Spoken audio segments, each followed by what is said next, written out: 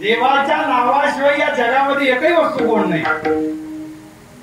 तरी आपण म्हणतो वा वा वा आम्हा बाबल्या गोड आहे, तुला ढिवडी आहे. देव सर्वांपेक्षा देव गोड आहे. कारण एका सुभाषितकाराचं मत असं आहे, नाम तुम्हारा तारणारा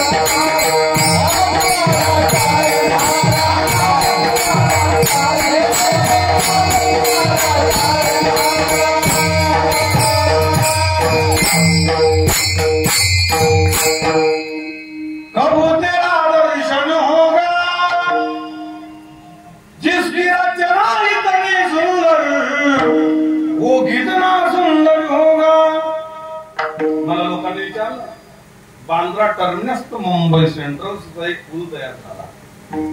50 किलोमीटर शास्त्रज्ञांनी समुद्रातून पूल टाकला. मला लोकांनी विचारलं म्हणजे शास्त्रज्ञांचे काय युक्ती बुवा की समुद्रातून पाण्यामध्ये पूल तयार केला. म्हटलं त्याला जन्माला घालणारा भगवान आहे. शास्त्रज्ञ जगामध्ये जो कोणी जन्माला आला त्याला बनवणारा देव आहे. म्हणून महाराज सांगतात गोड ना गोड. महाराज म्हणतात हो गोड.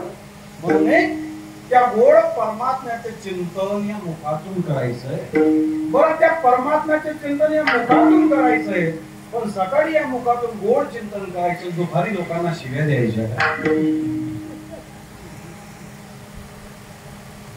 मरेपर्यंत पत्ते सांभाळावं त्याला वारकरी संप्रदाय म्हणतात. मरेपर्यंत